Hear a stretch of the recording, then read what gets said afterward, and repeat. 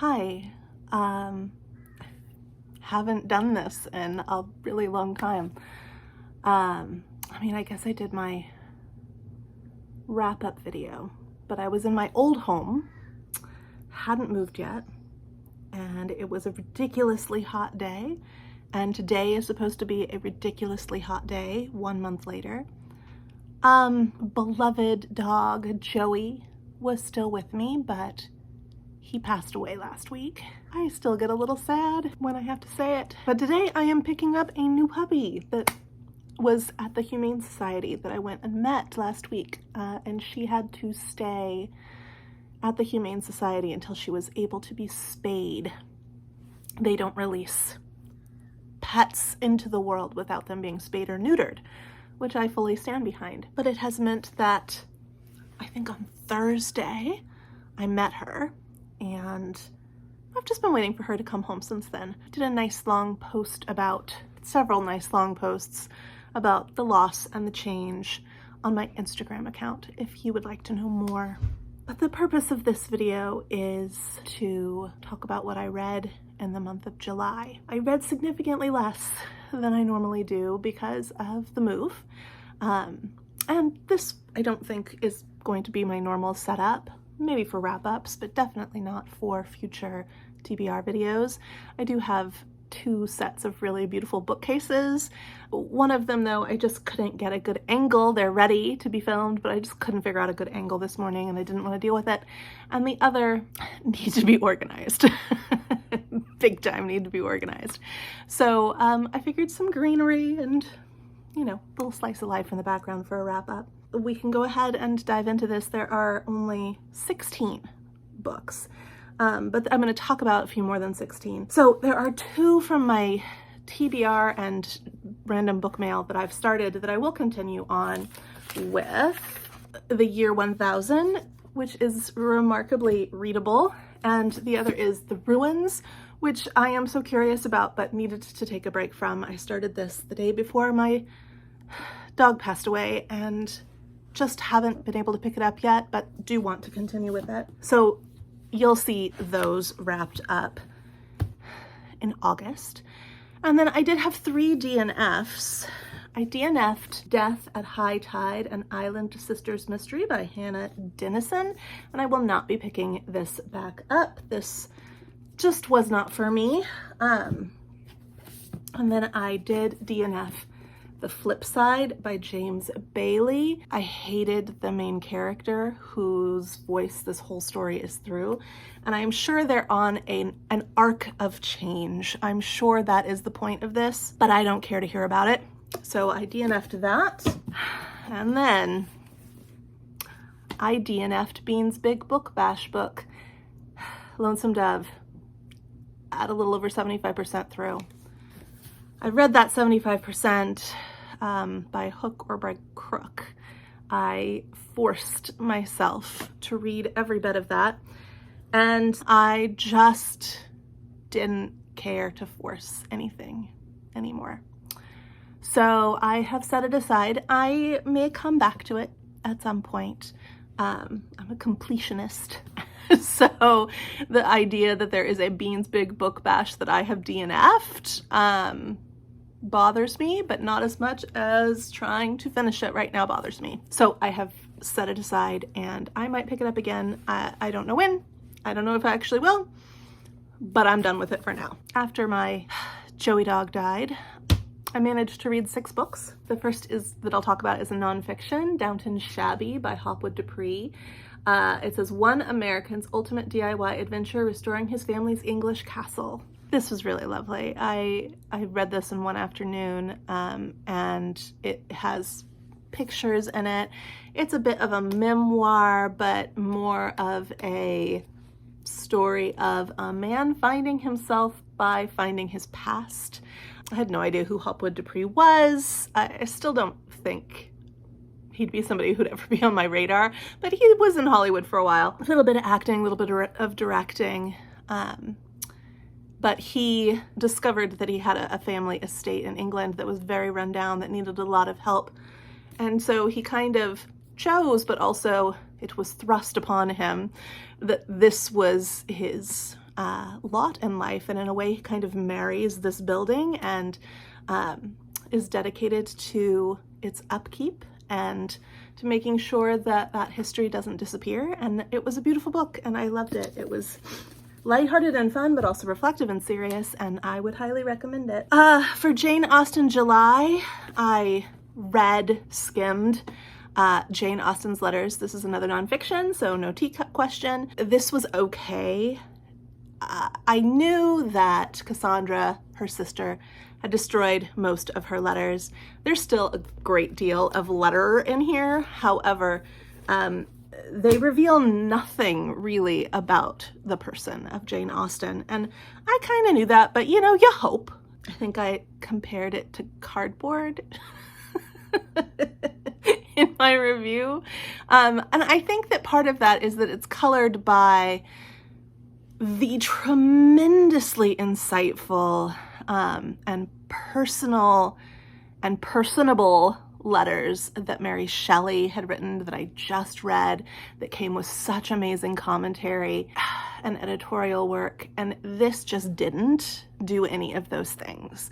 It's very standoffish. There are witty moments, for sure. There are definitely witty moments, but it's mostly just about the ins and outs of daily life. So I think that if you want to learn more about life of a Regency single woman, just any Regency single woman, then I would recommend Jane Austen's letters. If you want to learn about Jane Austen, read a biography. This is another nonfiction, so no teacup question yet. I read The Moor by William Atkins, A Journey into the English Wilderness, and this was such a unique book. I didn't really know what I was getting into. I kind of thought it would be a little bit more scientific than it was, but it really wasn't. It was kind of true crime, kind of social history, and it's just a nonfiction that focuses on setting and how setting influences and is influenced by the people who come into contact with it, and it was truly fascinating. It was a strange little romp, and I loved it. I loved it. Here is a fiction. So I read Mrs. Harris Goes to Paris, and also Mrs. Harris Goes to New York. They're both bound up in here together. Had a hard time sleeping, and this got me through a night. So let's see here. I have fresh teacup questions. So we'll just pull one and see what I can do with it. What did you learn from this book? Nothing? I really enjoyed it. It is about a charwoman, a working woman from England who hears that in Paris you can get designer dresses for cheap. Like there's a way to get a cheap designer dress. It's expensive for her, but like a reduced rate. And so she saves up and she flies to Paris to go to, is it Dior? Yeah, to go to Dior to get one of these discounted dresses. And of course she's laughed out of the building, but she catches the eye of some important people and builds some important relationships. And so just by being who she is, she changes lives, including her own.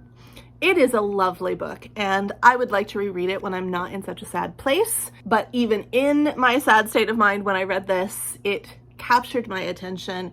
It made me smile, and I really fell in love with Mrs. Harris. She's amazing. I think there are more stories in the Mrs. Harris franchise.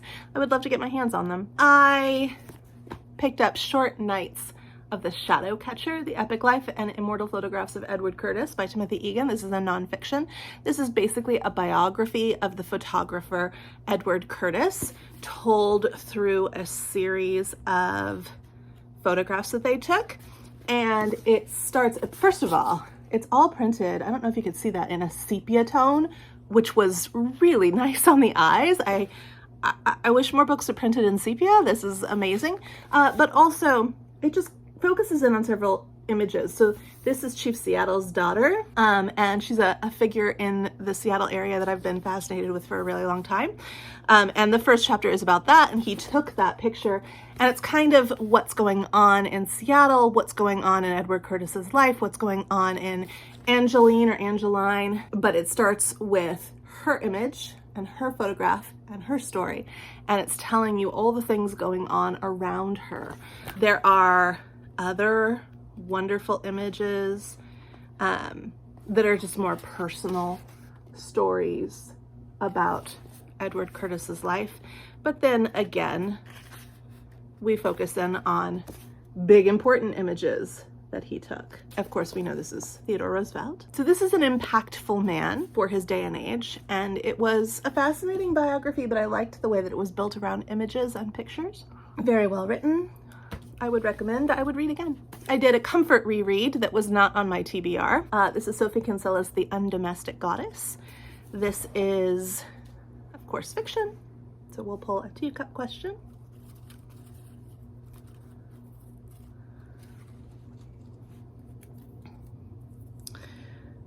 Were the characters clearly drawn and depicted? Yeah, sure. I mean, it's a Sophie Kinsella. So this is the very first Sophie Kinsella that I ever read. I read it like 17 years ago for the first time and loved it. Obviously started a lifelong adoration of Sophie Kinsella. But I don't think I'd ever reread it, or if I did, it was a long time ago. So I pulled it off my shelf and decided to do a reread. I wanted a Sophie Kinsella for one of those nights I couldn't sleep. Like I said, she is a comfort read for me. I really enjoy her. It is not as delightful as some of her other works, but it's still got that rom-com feel. What's her name? Samantha Sweeting is a high-powered lawyer in London trying to make partner when she realizes that she's made an awful mistake, and she runs away from that mistake, and she's given a series of poorly intentioned pieces of advice which lead to her kind of not being able to come back to explain herself. Not that she feels she has anything to explain, like she is taking responsibility for what goes down. She's through a ridiculous series of events that would never happen. She finds herself hired as the head housekeeper, house in a little village, owned by people who think they're much more important than they actually are. Samantha Sweeting doesn't know how to cook, she doesn't know how to clean, she doesn't know how to run a vacuum cleaner or turn on a stove. This is all established for you before she has to run away and gets hired as the head housekeeper. The only housekeeper, but still the head housekeeper for this couple that feel like they're very, very important people. Of course, there's a gardener, and of course there's a romance, and it's very sweet and lovely and silly. But like I said, none of these things would ever happen. So enjoyable. It served its purpose, and yeah, nice comfort read. All the rest of these books I read before Joey died, 10 of them. So in my moving state, that wasn't really affecting my reading very much.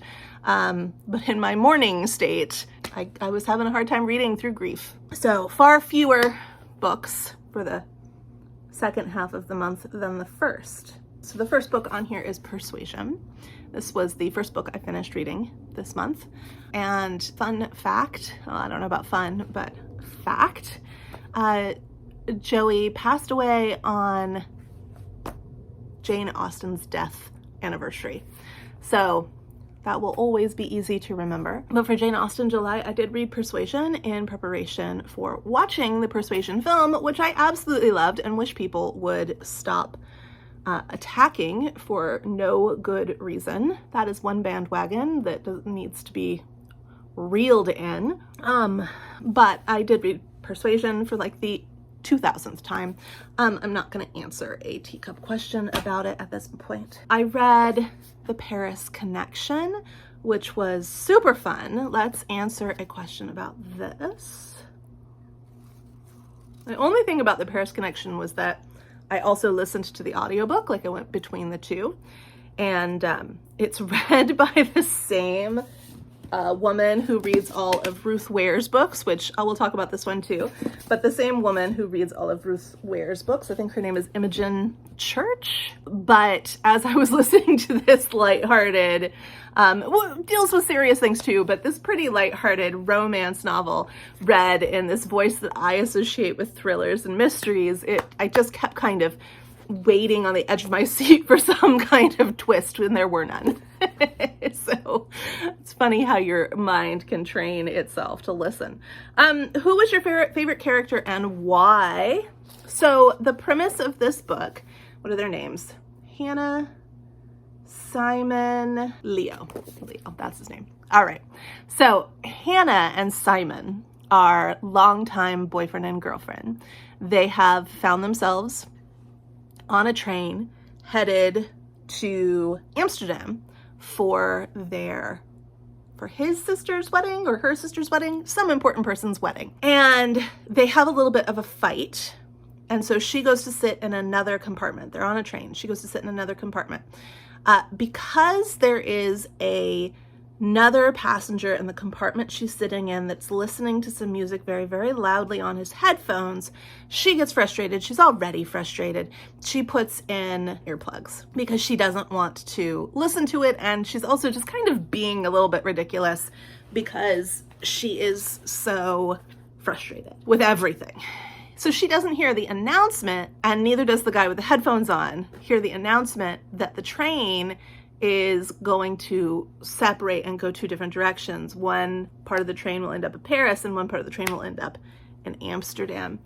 And she, of course, is trying to get to Amsterdam, but she ends up in Paris, and she can't seem to shake this dude who has annoyed her so much, who she blames for having put her in this situation in the first place with his loud music. And she doesn't have any money, and she doesn't have credit cards that work, and things are just not working out for her, and she's frustrated, and then she loses her phone, and she ends up spending a day in Paris with this guy who is Parisian, who was also trying to get to Amsterdam, but ended up not hearing the announcement and not knowing that the train would split. Yeah, things unfold from there. We'll stop there. My favorite character in this book is actually Leo, the French guy with the headphones. A Lady Cyclist's Guide to Kashmir by Suzanne Joynson. This was fiction. We'll pull a question.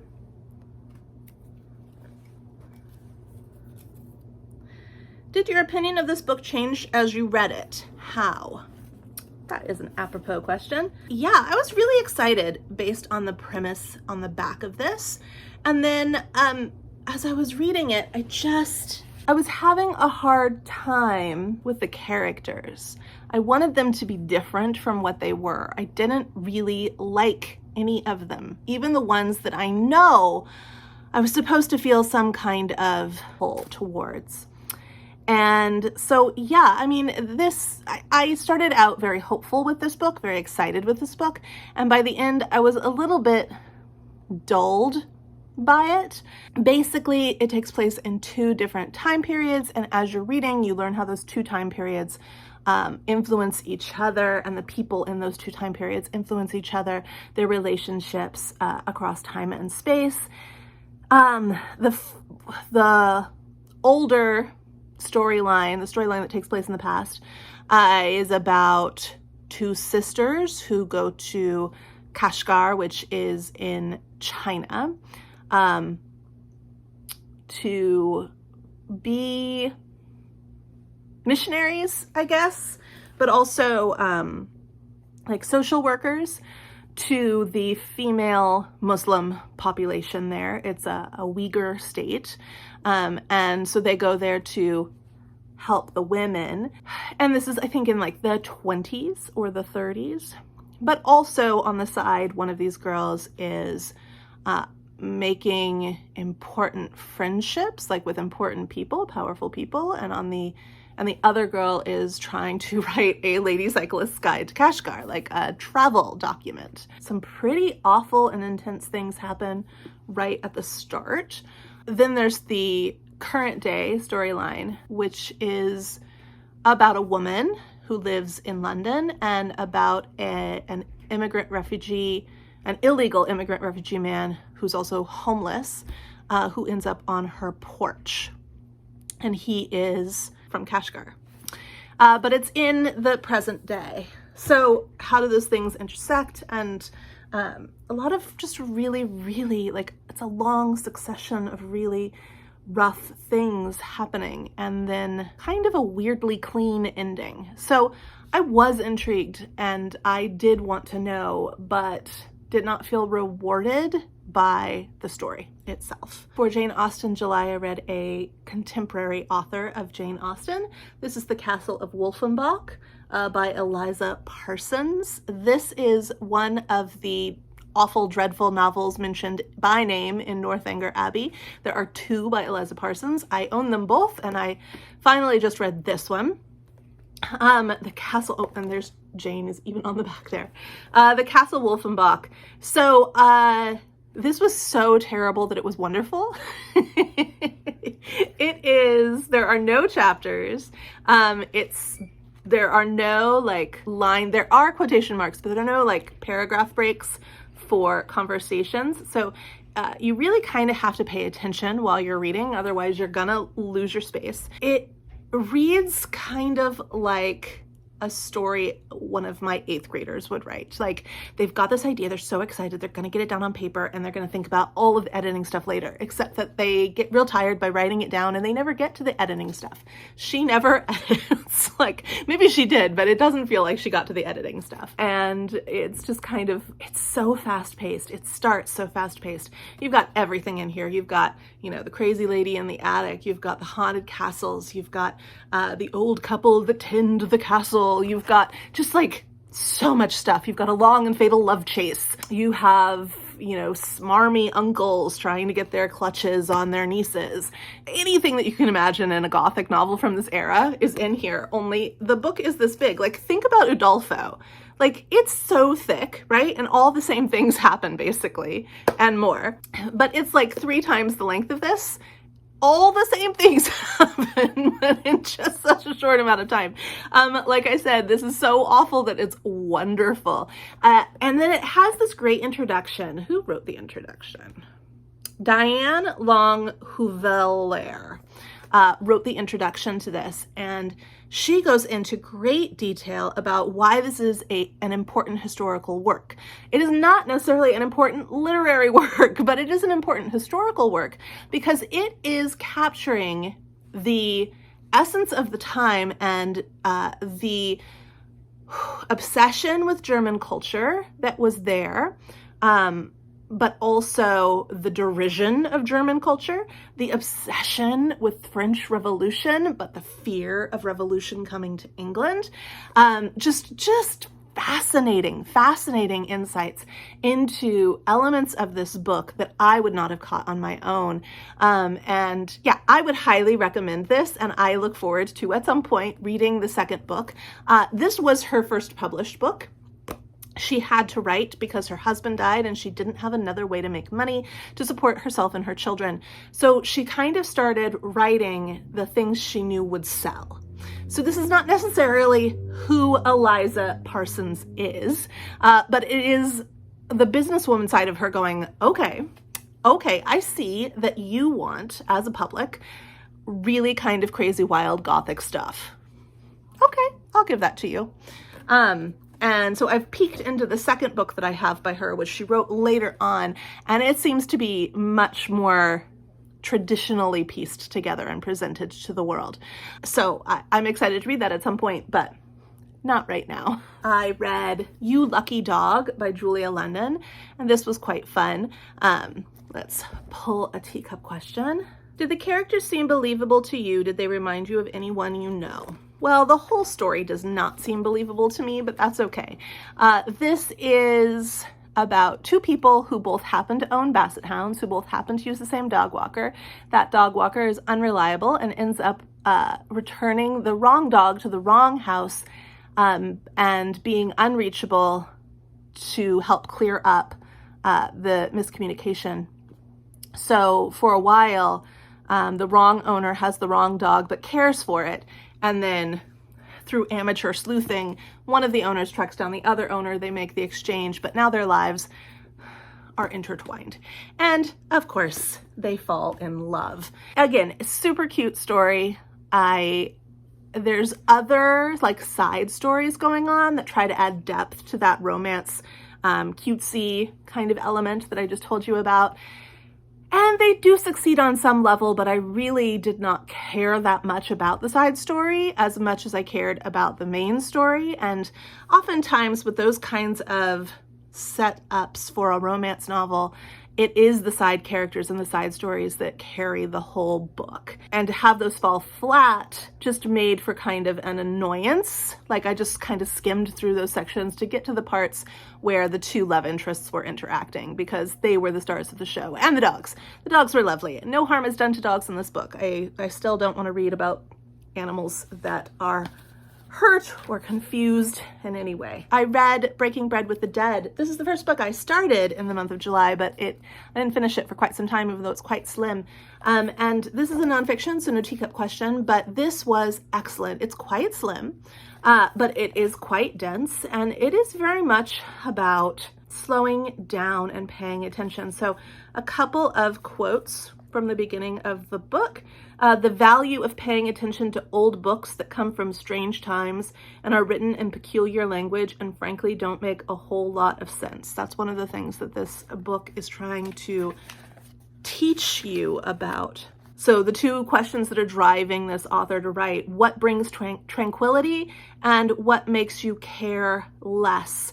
Those are two questions that he gets from a philosopher who lived 1 billion years ago and wrote them from a farmhouse.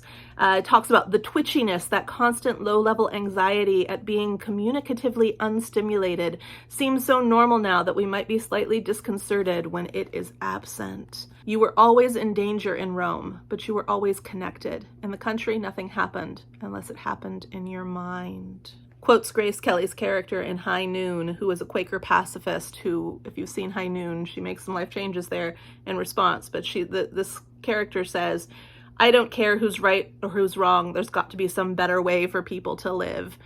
So to open yourself to the past is to make yourself less vulnerable to the cruelties of descending in tweeted wrath on a young woman whose clothing you disapprove of, or firing an employee because of a tweet you didn't take time to understand, or responding to climate change either by ignoring it or by indulging in impotent rage.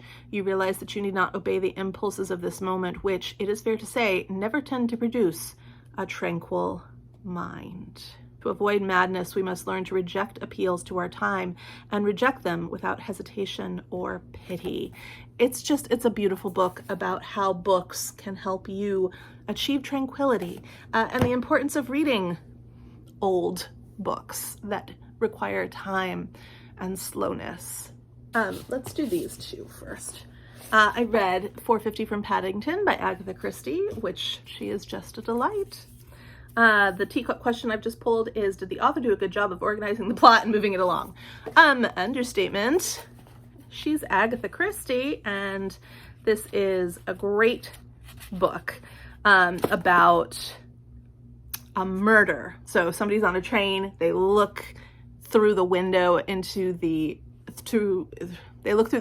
another train that's sitting beside them and happen to witness a murder. And don't know what to do about it, really. Tried to report it, but it's hard. Like, people are not as responsive as you would think. Yeah, and how does Miss Marple help? Because you know she does. And then I listened to The Merchant of Venice, and this is one of my favorite Shakespeare's. It's problematic. I'm not saying it's not problematic, but it is one of my favorite Shakespeare plays. I once saw it performed where Shylock was actually a woman, and it completely changed the relationship between her daughter and herself, and the idea of her being a small business owner. It just kind of changed your whole perception of Shylock, and it was very effective. And I can't help but think of Shylock in that way every time I read this story now. Yeah, it's great, and I enjoyed listening to it performed. I read The Float Plan by Trish Dohler. How did the book make you feel? What emotions did it evoke? That's an apropos question for this book. I really enjoyed this. Let me start by saying I really enjoyed this book. I did struggle with it though, because it felt like it was trying to deal with grief, ironically, before I was in the midst of my own, but it was dealing with grief, very heavy, real grief. It does a good job of presenting that, but it's too short, and it doesn't trivialize anything, but things just happen so quickly to relieve this character's pain and discomfort that it feels a little bit contrived at times. So basically, this woman has lost her fiance. They were about to get married. Once they were married, they were going to sail around the world on this boat. And that was his dream. And she gets a notification on her phone saying, this is the day that we're going to set off. So she just goes to the dock and sets off. And she doesn't really know what she's doing. And she soon learns that she can't do it on her own. There's too much she doesn't know. And so she hires some guy to help her. And yeah, there's a romance, but the real focus of this book is on her working through her grief, learning what she's capable of, and committing to herself and seeing things through for herself.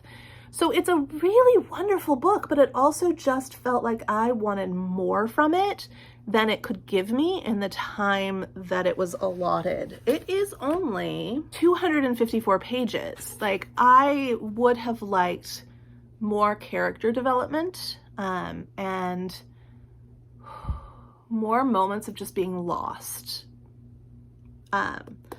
However, I really did like this book. My complaint about it is that it was too short. You know, that's a good complaint to have. And finally, my pre-order of The It Girl by Ruth Ware arrived, and I read this very, very quickly and loved it. I love Ruth Ware. I love Ruth Ware. The only one by her that I've read that I did not enjoy was In a Dark, Dark Wood. I've read all of her other books as well. I've read all of her books, and the only one that I did not enjoy was In a Dark, Dark Wood. And I still gave that one 3 stars, but everything else by her has been 5 stars for me, and this is no different. This is a book about perception. It's a book about how we see things and our assumptions and how those influence. It's a book about not knowing what to do when faced with behaviors that make you feel uncomfortable, that aren't necessarily traditionally classifiable. And it is about doubting your perception. This is a genuinely wonderful book. It felt very Hitchcock-esque, and I would highly recommend it. I mean, if you already know that you're not a Ruth Ware lover, maybe take my recommendation with a grain of salt. If you're on the fence about Ruth Ware, I suggest you pick this up. Know that it is a mystery, not necessarily a thriller. It is a mystery, not a thriller. If you are someone who's like, I only like The Turn of the Key by Ruth Ware, I wouldn't necessarily pick this up. If you are someone who's like, I enjoyed One by One, I saw what she was doing there, it was a little, on the nose, but I really loved it, this I think would be more for you. Less on the nose, much less on the nose than One by One. But a mystery, not a thriller. Yeah, I just really love this. Let's do a question and see what I can come up with here. See what I can pull out of my psyche about this book. What were the power dynamics between the characters, and how did that affect their interactions? That is, again, such an apropos question. Okay, so dual timeline. A woman who's married and is about to have her first child is telling you about an event that happened in her college days to her roommate and her. And it's a very disturbing event that leads to a death. And the power dynamics are all skewed throughout the entire book. That's kind of what the whole book is about, is power dynamics, including your own personal power over your perception, and how misperception can drive fear. And how the things, so there's a character in this book that keeps doing things that feel questionable, and then there's a character in this book that does questionable things, clearly questionable things. That first character is kind of a scapegoat, and that second character is loved. Why? It's all about power dynamics and who wields the power and how they wield the power and what power affords to people as far as social forgiveness and expectation. It's a great book. Great book. Highly recommend. All right. So this concludes my 16 book July wrap up. This month was a nothing that I thought it would be. It threw so many curveballs. But thank you for being here, and like I said, I'm gonna go pick up a puppy today and bring a little bit of life back into this apartment and put everything into complete and utter welcome upheaval. Yeah. So anyway, I don't really have anything else to say. Except that I have started my August TBR already. I've started reading one of the manga that I have on there, and wow, I'm loving it. It's Witch Hat Atelier, which I was so hoping that I would love, because I love the format of the book itself, the drawing and the illustration, and I really wanted to love it so that I could have an excuse to buy them all. And I love it. I picked it up yesterday for the first time, and I'm gonna need a new job, a second job, just to pay for my, I think, new manga addiction. But yeah, and I've never read manga before. I've read graphic novels and I've watched anime based on manga, but I've never read manga before because of this, because I kind of knew. But there were so many manga coming out that I really wanted to give a try. I have read manga, like I've read Orange, but like those, they're released in limited sets of volumes, you know, like there's multiple volumes packed in. I've also read, what's that one about the girl, Rose of Versailles. But I got those from my library. I want to own Witch Hat Atelier, and I want to own them all. There are currently 9 available, with the 10th coming out in a few months, and I know I'm gonna buy them all. Oh well. Hopefully I don't love the others as much as I love Witch Hat Atelier. It's just so perfect for me right now. It's so perfect right now. Little happy glimpse there. It is about a young girl who is sold a notebook and a pen, which is a wand, at a fair, and how years later she copies one of those. She always wanted to be a witch, but witches are born, not made. And she has always wanted to be a witch, and she's entranced by magic, but she didn't really know what she had. And then one day she starts to draw the images that she sees with this pen, and it leads to, I don't think this is a spoiler because it happens very early on, but it leads to her mother being turned to stone. And yeah, this guy has to help her.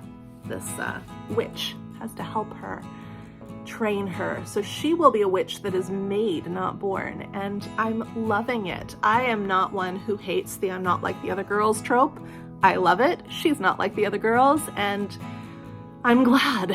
She's been sent by her roommate, another girl who's training at this school, at the atelier. She's been sent without the teacher's knowledge on a test, and it's intense. It's intense, I'm telling you. Love it. I absolutely love it. Highly recommend it. I know it's going to be a 5-star read. So there's a glimpse into August's wrap up. Oh well, okay. I'm gonna edit this and get it up on this channel where you're watching it right now. And then I am going to go pick up my puppy, and I'm going to spend the last few months of my summer break training a puppy and reading and probably posting too many pictures of said puppy. So if you want, here's a picture here, I guess. But yeah, we've got a change of guard on the dog front. I miss Joey so much.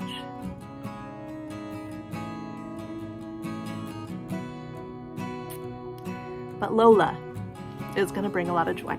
So come back here for Lola videos.